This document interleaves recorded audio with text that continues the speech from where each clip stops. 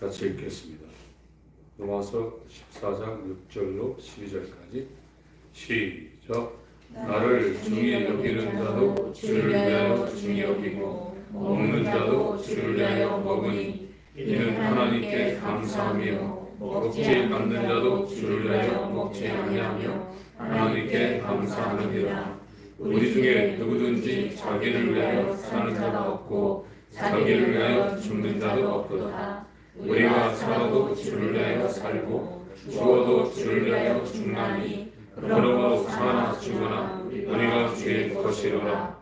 이를 위하여 그리스도께서 죽었다가 다시 살으셨으니 곧 죽은 자와 산 자의 주가 되려 하심이니라. 네가 어찌하여 네 형제를 판단하느냐? 어찌하여 네 형제를 없인 여기느냐? 우리가 다 하나님의 심판대 앞에 서리라. 기록되었으되 주께서 가라사대 내가 살았노니 모든 무릎이 내게 꿇을 것이요 모든 화가 하나님께 자백하리라 하였느니라. 이러므로 우리 각인이 자기 일을 하나님께 짓고 하리라. 아멘.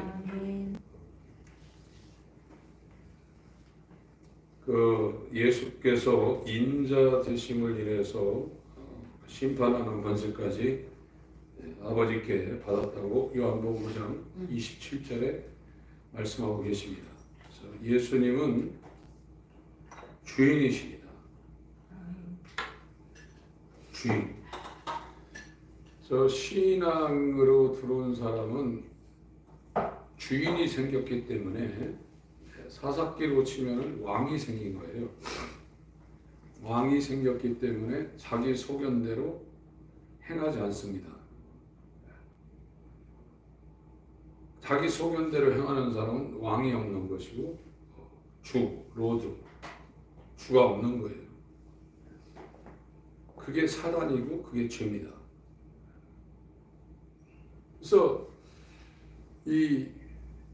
지금 교회에 나와서 신앙생활 하시는 분들의 대부분의 그 욕망이 내가 소망하고 있는 것을 하나님이 역사에서 이뤄달라는 거거든요. 그래서 기도도 계속 그 방향으로 가는데 그런 기도는 하나님이 안 했으면 좋겠다고 문 좀 닫았으면 좋겠다고 그렇게 여기고 계시는 거예요. 기도도 듣는 겁니다. 하나님이 나한테 무엇을 원하시는가를 듣고 그냥 순종하는 거예요. 그러니까 이 믿음이라는 것은 이게 피스티스라고 그리스도는 피스티스인데 이게 믿음이 있으면 이게 순종하는 겁니다. 순종. 성경에서 말하는 이 믿음은 예수 그리스도 이건 하나님 주신 이름이고 그리스도는 직분을 말하는 기름 부음 받은 자를 말하는 겁니다. 왕과 선지자와 제사장 이 사역을 한 건데 예수 그리스도의 믿음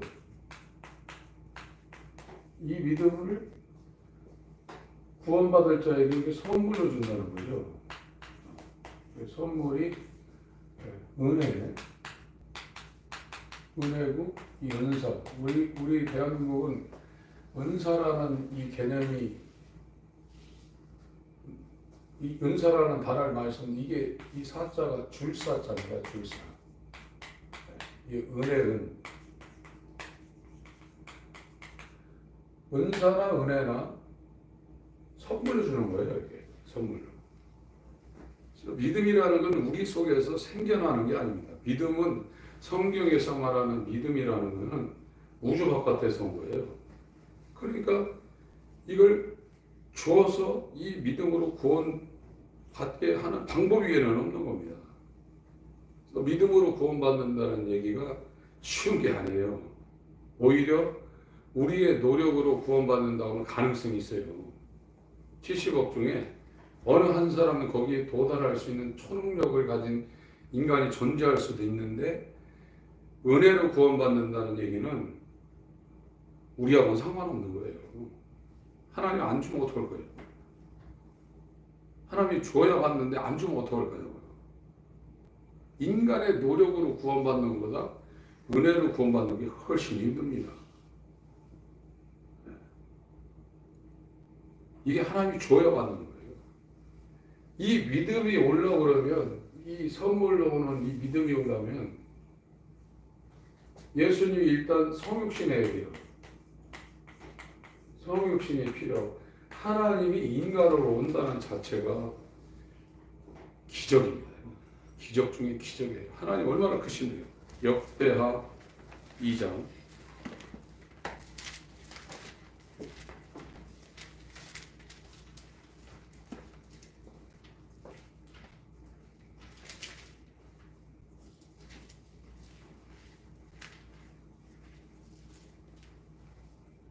6절, 5절, 6절. 역대하 2장 5절 6절 있습니다. 시작. 내가 건축하고자 하는 저는 크니 우리 하나님은 모든 신보다 크심이라. 누가 능히 하나님을 위하여 전을 건축하려 하늘과 하늘들의 하늘이라도 주를 용납지 못하거든. 내가 누구한테 능히 위하여 전을 건축하리요 그 앞에 분양하려 할 따름이니라. 그래서 이 하나님이, 이 하나님이라는 데우스라는 이 신은 크시다 이거예요. 너무 크시다. 너무 크신 것. 그러니까 성경에서 말하는 이 하늘이 세 개가 나오는데, 샤메, 히브리어 샤메는 이게 쌍수입니다. 안경 하나를 갖고는 안경이 안 되잖아요. 가위도 날 하나 갖고는 가위가 안 되잖아요. 가위는 날이 두 개가 있어야 돼요. 안경도 안경이 되려면 날이 두 개가 있는 것처럼 성경에서 창세기 1장에 만든 하늘은 단수가 아니라 쌍수예요. 하늘들이라고 원문에는 그렇게 표현되어 있습니다.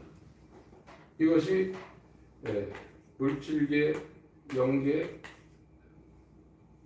신학자마다 이게 해석하는 게 다른데, 물에다 커피를 집어넣으면 그 컵에 이렇게 차여 있는 부분이 물도 있고 커피도 있고 섞여서 있는 것처럼 물질계에 이 물리적인 존재들이 있는 하늘과 영적 존재들이 활동한 하늘이 겹쳐 있다, 이렇게 해석하는 분들도 있어요. 완전히 틀릴 수 있는 건 아니거든요. 일반적인 해석은 대기권, 스카이 하늘과 스페이스, 궁창 하늘, 이렇게 이제 해석을 하죠. 하나님이 천지를 창조하시느냐 할 때 이 하늘은 두 개를 나누고 있고요. 그리고 땅이 있죠. 그런데 이 하나님은 이 하늘이 얼마나 크냐, 이 우주라는 이 스페이스가 전에는 이게 30만 킬로미터로 일주일에 다니는 그 광속으로 72억 광년을 가야 된다고 얘기를 했는데, 지금은 얼마 전에 380억 광년이라고 얘기했더니 지금은 더 늘어났어요. 이게요, 우주가요. 팽창된다고 그러죠. 그런데 이거는 하나님의 하늘, 우라노이스, 신들의 하늘에 비하면 이게 뭐냐면 대한민국의 범죄자들 가두는 서대문 형무소와 같은 그 비율이 그 정도밖에 안 된다는 거예요. 하나님의 하늘과 이 우주 하늘은 비율이 그 정도라는 거예요. 그러니까 이 신들의 하늘, 세 번째 하늘, 사도 바울이 하나님의 은혜 가운데 이끌려 올라간 그거는 하늘이거든요. 이 낙원이라는 것은, 낙원 개념은 제가 나중에 또 설명을 할 때가 있는데, 사도 바울이 이끌려 올라간 하늘은 낙원이라고, 파라다이스라고 표현했지만 여길 말하고 있는 겁니다. 그런데 하나님은 이 하늘도 감당이 안 된다는 거예요. 그럼 어떻게 하나님을 모셔 모실 수 있느냐? 그래서 모형으로 해가지고 하늘 모형을 만들어서 하나님이 거하시는 이 지성소 여기에 이름을 두시기 위해서 성막을 모세에게 계시한 겁니다. 저와 여러분이 저 하늘, 하나님의 집, 하나님이 거하시는 성전이 되려면 예수가 우리 안에 오지 않으면 불가능해요. 예수는 성전이십니다. 예수 안에는 죄와 악이었거든요. 의가 충만한 것이 예수입니다. 그분이 우리 안에 들어야 너희가 하나님의 성전인 것과 하나님의 성령이 너희 안에 거하시는 것을 알지 못하느냐. 고린도전서 3장 15절 16절이 그게 맞는 것이지 그거 안 된 상태는 성전이 아닙니다. 고린도전서 3장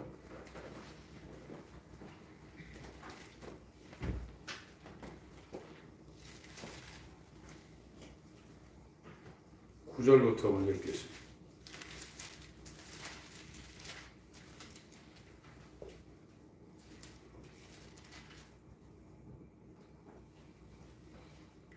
구절 시작.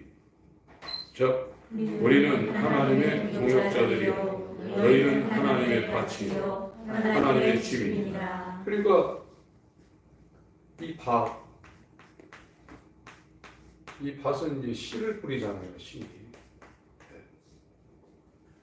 너희는 하나님의 밭이라는 거예요. 또 너희는 하나님의 집이라는 겁니다. 하나님이 거한다는 거예요. 이 거주지가 어디냐? 하나님이 너한테 산다는 거예요. 이게 성막 개념으로 하면 이 지성소입니다. 지성소.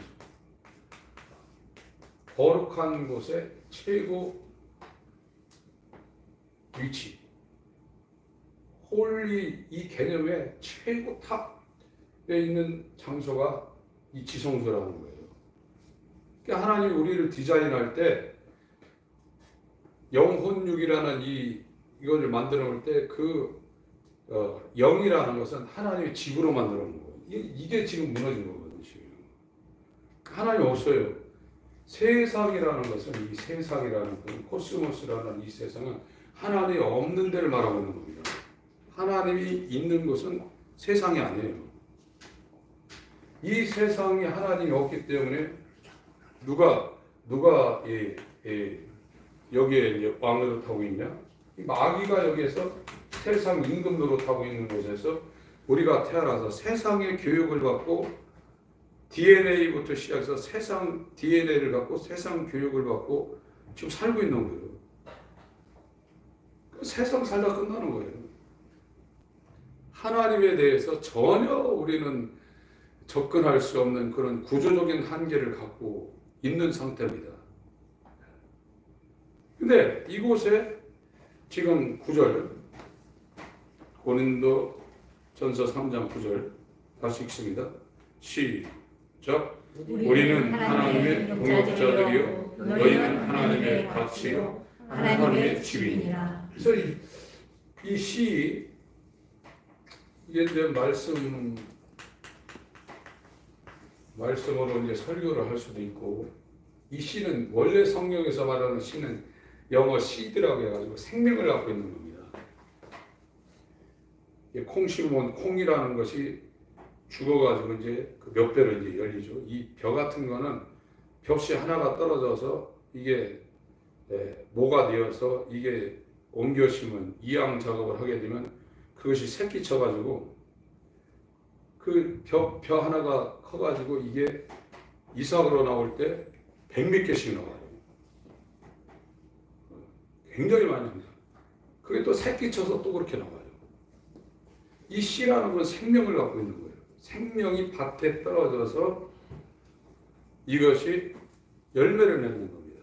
하나님은 하나님의 씨를 이 땅에 인자로 보내서 그를 공생애를 통과해서 인간들이 감당하지 못하는 이 죄의 속죄 문제를 해결하시고 죽으셨어요. 그 생명은 죽었고 그 죽은 생명이 속죄가 되고 그를 다시 살려서 그 하나님의 씨가 하늘에 갔다가 우리의 심령을 받삼고 이곳에 심겨지게 만드는 이 예정을 창세전에 그리스도 예수 안에서 디자인한 겁니다.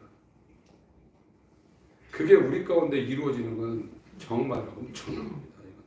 보통 일이 아닙니다. 이게. 창세기 22장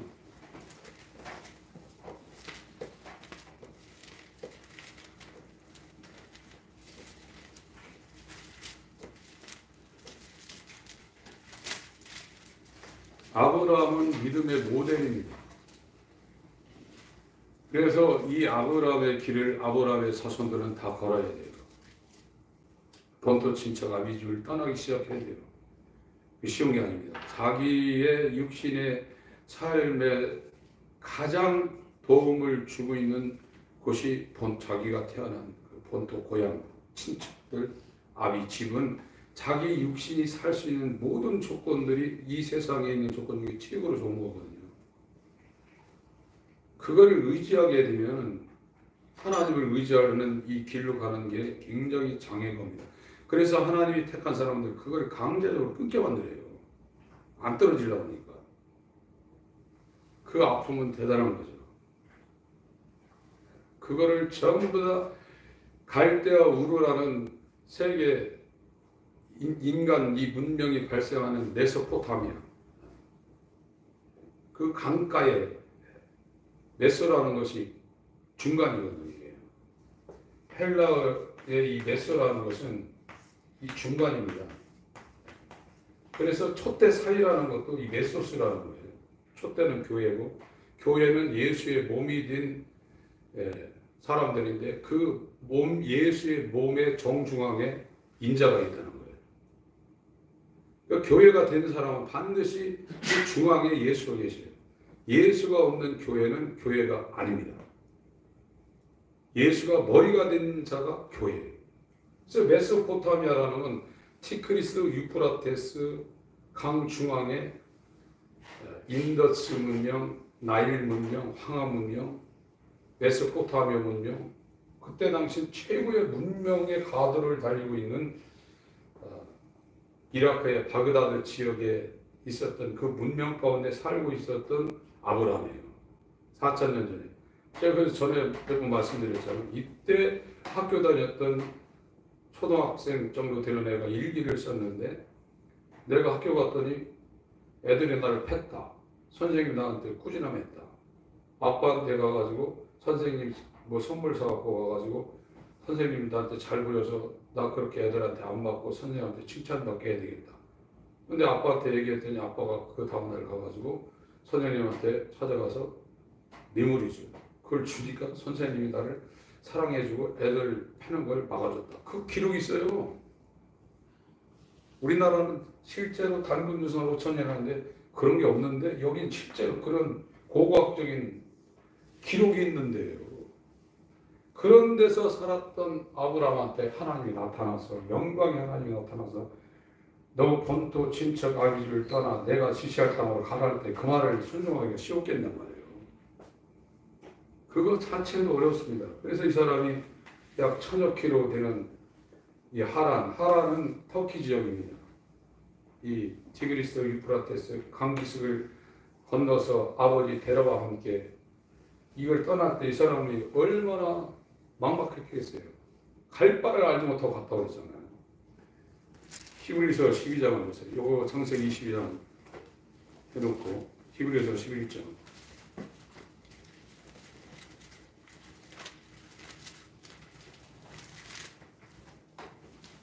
이 길이 저와 여러분들이 걸어가야 될 샘플입니다. 히브리서 11장 8절부터 읽겠습니다.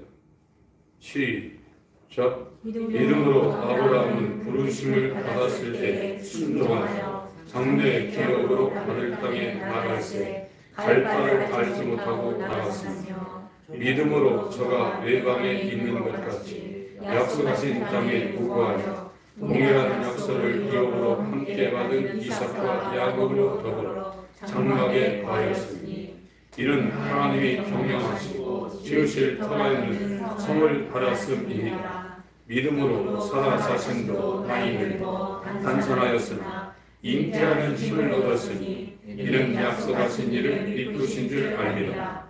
이러므로 죽은 자와 합물한 한 사람으로 말미암아 하늘에 허다한 별과 또 해변에 무수한 모래와 같이 많이 생육하였느니라. 그러니까 여기 이 아브라함이 메소포타미아 갈대오르 시날 땅 전부 다 거기에요. 바벨론이 일어났던 그곳. 바벨론은 음녀가 통치하는 세상을 상징하고 있는 거죠. 거기에서 나온 거예요.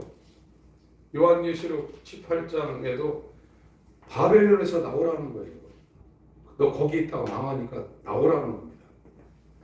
거기서 나와서 이 하란이라는 기점을 통과해서 여기에서 하란에서 이제 세겜으로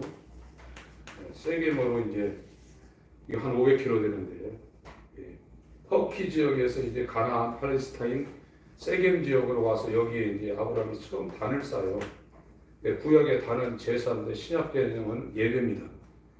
이 세겜이 여호수아가 들어가서 또 가나안 점령하고 처음에 여기 가서 단을 쌓던 데고 여기에 800고지 이상 되는 그리심산하고 에발산이 이렇게 마주보고 있습니다. 이곳이 요한복음 4장에 나와 있는 수가성이에요. 사마리아 수가성. 그래서 여기 가서 예배에 대해서 그 여인과 예수님이 얘기하는 겁니다. 예수님은 아무데나 왔다 갔다 하시는 것이 아니라 구약의 모형으로 보여줘서 거기에서 어떤 것을 말씀을 해야 되는데 신약에 와서 그걸 실상으로 얘기하고 공생애를 마치고 가시는 거예요. 요단강도 하늘이 열린 곳입니다. 거기가. 그래서 예수님도 거기에서 침례를 받으시고 하늘이 열려서 성령이 임해서 아브라함과 다윗의 자손 이 사람의 신분을 장사 지내고 그때부터는 성령으로 성자 예수 그리스도의 사역을 아버지를 나타낸 그 사역을 시작한 거예요. 하늘이 열린 거예요. 저와 여러분들도 첫 아담에 속한 이 옛사람이 침례를 통해서 그러니까 이 요한의 침례는 요한이 준 이 세례 침례는 회개에 이르도록 하는 거예요. 이르도록. 회개라는 것이 시작돼서 이게 이르도록 하는 것이 요한의 침례, 이게 요한의 사역이에요. 근데 지금 기독교가 이걸 빼먹어버렸단 말이에요. 빼먹어버리고 예수를 그냥 받아버린 거예요. 그냥. 그러니까 요한이 회개에 이르도록 하는 이 침례가 되어서 회개가 이루어져야 여기가 이제 예수님은 내 뒤에 오시는 성령과 불로 침례를 준다고 했거든요. 침례라는 건 잠기는 겁니다. 그 안으로 들어가 버리는 거예요. 회개에 합당한 열매를 맞는 사람은 성령의 침례를 줘서 알곡은 뭐 복간해 드리고 그게 안 된 사람은 불침례 지금 불받아라 물론 은혜 받을 때 뜨거운 감정이 있어요. 그러나 여기서 말하는 이 불침례는 망하는 겁니다. 쭉정이는 꺼지지 않는 일에 태운다고 그랬어요. 요한의 사역이 이루어진 사람이 회개에 이르도록 해서 돌이켜져서 요한은 성령으로 침례를 주는 사람이 아니에요. 인간은 그 일을 못합니다. 그러나 하나님이 보내신 인자는 성령으로 침례를 주시는 분이에요. 마태복음 3장 보겠습니다. 그 주님의 은혜가 이제 강같이 흐르는 거예요. 그걸 받은 사람은 평생 예수 그리스도를 떠날 수가 없어요. 그 주님의 공생애를 통하지 아니했으면 내가 성령으로 침례받는다는 건 있을 수가 없는 거예요. 마태복음 3장입니다.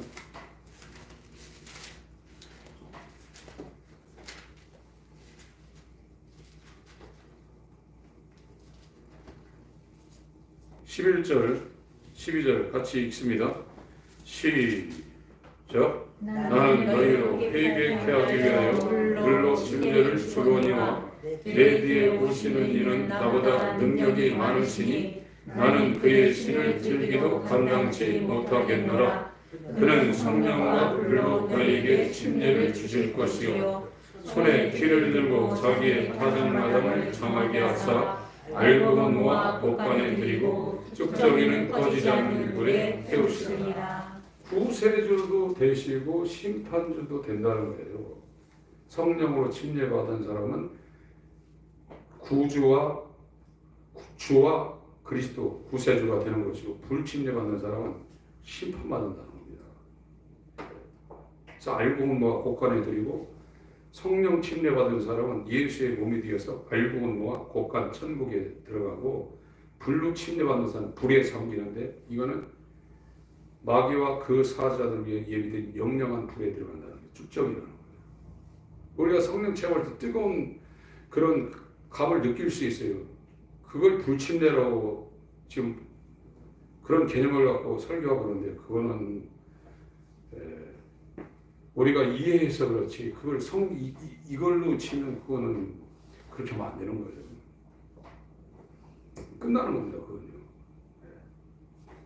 그래서 지금 이 복음이 오기 전에 이 요한의 사역은 엄청난 겁니다. 나는 너희들을 회개에 이르도록 하는 이 침례를 준다, 이 요한이. 그게 율법의 역사거든요. 율법은 죄의 죄됨을 말하는 게 율법. 율법은 인간이 내 힘으로는 구원할 수 없다, 그걸 알려주는 거예요. 내가 별 방법과 금욕주의, 그러니까 수도원에 들어가서 그 중세 사람들이 금욕하고, 그 사람들이 화랑방탕하려고 수도원 들어간 게 아니에요. 수도원이 뭐냐? 낮에는 죽으라고 가서 노동하는 겁니다. 포도원, 포도나무 같은 채소 같은 거. 그래서 지금 유럽에 가면 맛있는 와인은 포도원에서 다 만들고 있어요. 그런 것 때문에 그렇게 된 거예요. 낮에는 죽으라고 가서 노동하고, 밤에는 기도하고 성경 말씀 연구하는 데가 수도원이었어요. 근데 인간은 인간의 본성을 자의로, 자기 힘으로 무력화시킬 수 있는 게 아니에요. 불가능합니다. 그래서 제가 말씀드렸죠. 저도 이제 다 알고 있죠. 그래서 아까 오전에 말씀드린 것처럼 아무리 칭찬을 안 듣고 나는 아니야, 그래도 누가 좋게 얘기하면 좋은 마음이 들을 수 있거든요. 근데 완전히 넘어간 사람은 제일 듣기 싫은 소리가 네가 대단하다, 너는 참 훌륭하다, 어찌 그럼 그렇게 믿음이 좋고 훌륭하고 신앙생, 그게 그냥 인사치레로 그러는 게 아니라 예전에 자기를 욕하는 소리보다 더 나쁘게 들린다는 거예요. 그게요. 그리고 자기를 욕하는 소리를 지금 우리 교회 다니면서 지금 메시지를 듣는 사람은 누가 나를 욕하면 그거 반응하지 마세요. 저게 나지, 그렇게 해야 돼. 그래야 시작이 되고 있는 거예요. 그거에 이제 이 속에서 뭐가 올라오기 시작한다면, 회개라는 이 단어가 우리에게 주려는 그 의미가 뭔지를 지금 모르고 있는 거예요. 저게 나지, 저게 나지, 맞지, 저게 나지, 나는 세리 창기보다 더 악한 놈이지, 아무리 누가 뭐라 해도 저게 하나님 편에서 객관적으로 봐서 나에게 나를 규정하는 그 단어지, 그렇게 생각하셔야 돼요. 그래야 조금 진도가 나간 거예요. 요거 이렇게 해놓으시고, 누가복음 18장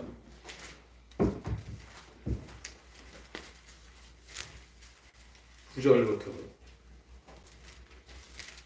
14절까지, 누가복음 18장 9절부터 14절까지 시작. 또 자기를 의롭다고 믿고 다른 사람을 멸시하는 자들에게 이 비유로 말씀하시되, 두 사람이 기도하러 성전에 올라가니 하나는 바리새인이요 하나는 세리라. 바리새인은 서서 따로 기도하여 가로되, 하나님이여, 나는 다른 사람들 곧 호색, 불의, 간음을 하는 자들과 같이 아니하고 이 세리와도 같이 아니함을 감사하나이다. 나는 일에 2번씩 금식하고 또 소득의 11조를 드리나이다 하고, 세리는 멀리 서서 감히 눈을 들어 하늘을 우러러 보지도 못하고 다만 가슴을 치며 가로되 하나님이여 불쌍히 여기옵소서. 나는 죄인이로소이다 하였느니라. 내가 너희에게 이르노니 이 사람이 저보다 의롭다 하심을 받고 집에 내려갔느니라. 무릇 자기를 높이는 자는 낮아지고 자기를 낮추는 자는 높아지리라 하시니라. 그래서 예수를 만난 사람은 이 개념이 되는 거예요. 지금 예수를 만나서 예수와 연합되어서 예수 그리스도의 믿음, 그의 공로가 내게 은혜로 부어져서 내 과거, 현재, 미래의 모든 속죄, 대속이 이루어지고 하나님의 생명과 연결된 사람은 자기 자랑할 수가 없는 거예요. 바울이 그러잖아요. 지극히 작은 자보다도 더 작은 나에게, 이렇게 나가잖아요. 고린도전서 15장 10절, 9절, 10절에도 그렇게 자기의 고백을 해놨고 디모데전서 1장 13절부터도 그 고백을 그대로 해놨습니다. 이거는 은혜 받은 사람이 비답했었을 때 성령이 오면 죄에 대해서, 의에 대해서, 심판에 대해서 세상, 하나님이 없는 흑암과 공허와 이 어둠이 짙게 깔린 그곳 상태가 그대로 보여지는 것처럼 아무리 교리적으로 얘기하고 인간의 감정을 건달아서 울고 불고 해봐야 소용없는 거예요. 이거죠. 그거는 여러분 그 영화나 연속극 봐도 얼마나 옵니까? 그건 감정적인 작용입니다. 빛이 들어가면 그 상황이 아닙니다. 마음에 빛이 들어가면 이 세상된 정말 하나님이 없는, 왕이 없어서 각기 소견대로 한 가지로 치우쳐 제 마음대로 살고 있는 이 상황이 얼마나 더럽고 추한 것인지를 육안으로 보는 것이 아니라 하나님의 시각으로 보는 거예요. 그러니까 거기에서 이제 몸소리 치는 거죠. 그 더러움에 대해서. 그래서 나가려고 하는 거예요. 근데 교회 다니는 사람이 세상이 좋고 이 세상이 어떤 것이 사모되고 그걸 정말 가졌으면, 그걸 느꼈으면 할 때 그걸 분별 하나 해요. 물질은 다 지금 여러분들 썩고 냄새나고 돈 많이 갖다가 냉장고 집어넣는데 곰팡이 났다. 그걸 먹을 사람도 있어요. 영적인 더러움은 그보다 훨씬 더러운 겁니다. 거기 밀어넣어도 그 사람은 거기 못 가는 거예요. 못 보니까 가서 뒹구는 거죠. 개돼지죠. 그들에겐 진주 던지지 말라고 그랬거든요. 완전히 다른 세계입니다. 이게요. 세상에 속해서 돈의 노예가 되어서, 죄의 노예가 되어서, 마귀의 노예가, 육체의 노예가, 그를 섬기느냐, 아니면 영원한 주인과 구세주가 되신 예수 그리스도 안으로다 성령 안에서 의를 섬기느냐, 딱 갈라지는 거예요. 믿음이 있냐 없냐 그거지, 믿음이 크냐 뭐 이런 개념은 적용시키기가 어려운 개념입니다. 믿음이 있으면 있는 거고 없는 건 아예 없는 겁니다. 예수 그리스도의 믿음입니다. 누가복음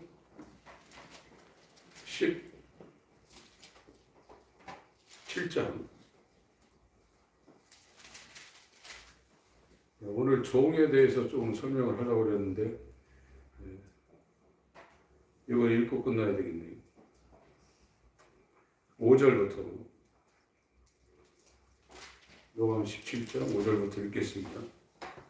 시작. 사도들이 주께 여쭤보되 우리에게 믿음을 더하소서 하니 주께서 가라사대 너희에게 겨자씨 할 만한 믿음이 있었다면 이 뽕나무들로 뿌리가 뽑혀 바다에 심기우려 하였을 것이요 그것이 너희에게 순종하였으니 너희 중에 네가 밭을 갈거나 양을 치거나 하는 종이 있어 밭에서 돌아오면 저들어 곧 와 앉아서 먹으라 할 자가 있느냐. 도리어 저들어 내 먹을 것을 예배하고 띠를 띠고 나의 먹고 마시는 동안에 수종 들고 너는 그 후에 먹고 마시라 하지 않겠느냐. 명한 대로 하였다고 종에게 살해하겠느냐.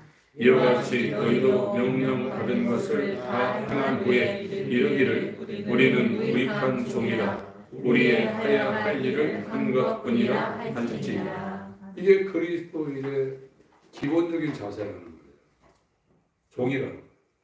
둘러서 슬레이브 매였다는 겁니다. 이 둘러서라는 단어가 어디에 이렇게 매여 있다는, 결박당해 있다는 거예요. 그래서 바울이 자기의 정체성을 서신서를 통해서 계속 서두의 1절부터 말하고 있어요. 나 그리스도 예수의 종 바울. 예수님도 이 땅에 하나님과 동등하신 분이었지만 그가 자기를 낮춰서 인자로 오셨을 때는 사도행전 4장에 거룩한 종 예수라고 했어요. 거룩한 블루스 예수.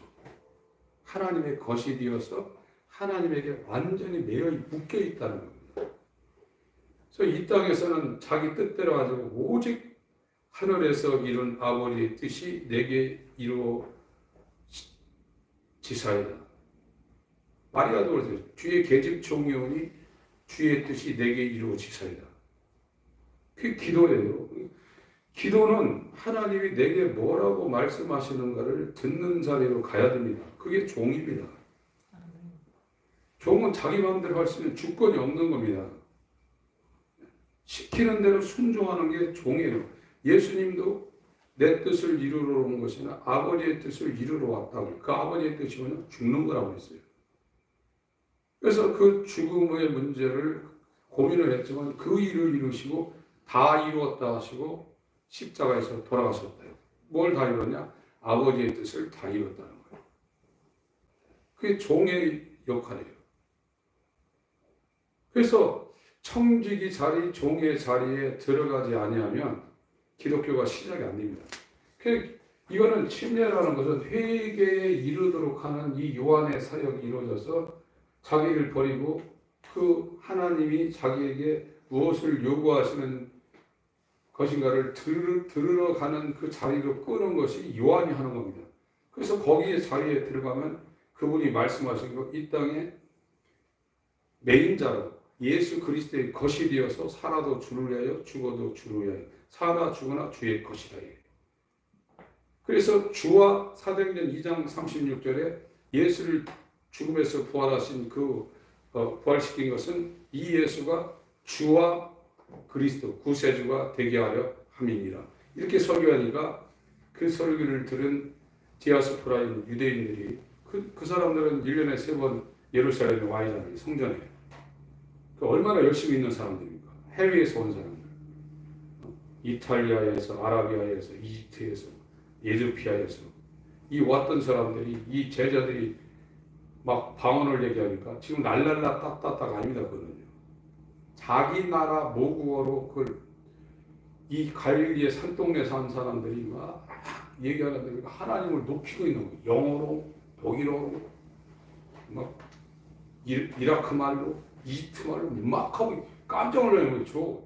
달동네 쟤들이 무슨 유학 다니는데 저렇게 영어를 잘하고 독일을 잘하고 깜짝 놀란 거예요.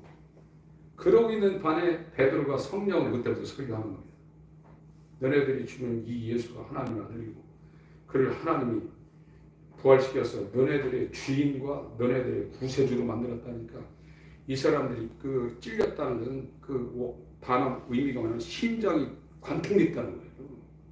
그래서 어쩔고 50일 전에 유대인들이 예수를 죽이게 이놈들이 예수를 죽였다. 그러니까 막 그 사람들이 죽은 게 아니잖아요. 50일 전에 6월절에 십자가에 매달린 이 산헤드린 공회의원 주축으로 대제사장 안나스 가야바를 주축을 해서 그때 있는 유대인들이 죽였지. 50일 후에 우순절에 이스라엘 찾아온 예루살렘 찾아온 사람 안 죽였는데 자기들이 죽였다고 그게 현장과 함께 하나님의 성령에 의해서 자기들에게 전달되니까 진짜 회개한 거예요. 어쩔까. 그러니까 회개하라고 그러잖아요. 이거 얘기하는 거예요. 리펜트.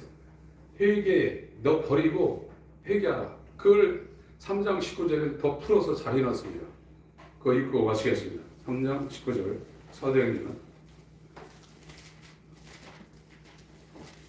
회개, 회심. 예수와 연합해야 죄사함 받고 그럼 유쾌하게 되는 날 예정하신 그리스도가 선물로 성령으로 부어진다는 겁니다. 사도행전 3장 19절 20절 읽습니다. 시작. 그러므로 너희가 회개하고 돌이켜 너희 죄의 사함을 받으라.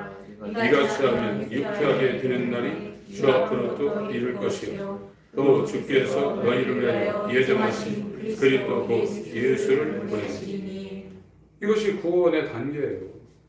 인간 편에서 리펜트 해야 되고 돌이키라는 것은 하나님 편에서 돌이켜지게 하는 거고, 이 베드로가 죽는 데까지 따라가겠나이다 하니까 누가복음 22장 23장에 예수님이 너 닭 2번을 위해 3번 나 부인할 거라 그렇게 말씀하시고 너는 돌이킨 후에 네 형제를 굳게 하라. 그 회심 얘기를 베드로한테 해준 겁니다. 그렇게 되면 예수와 연합되어서 십자가에 못 박히니까 예수와 연합되어서 죽고 예수와 연합돼서 살아나니까 죄사함이 이루어진다는 거예요. 죄사함은 예수와 연합돼서 죽고 다시 살아나야만 이루어지는 겁니다. 사도행전 2장 38절도 그 내용을 말하고 있는 겁니다.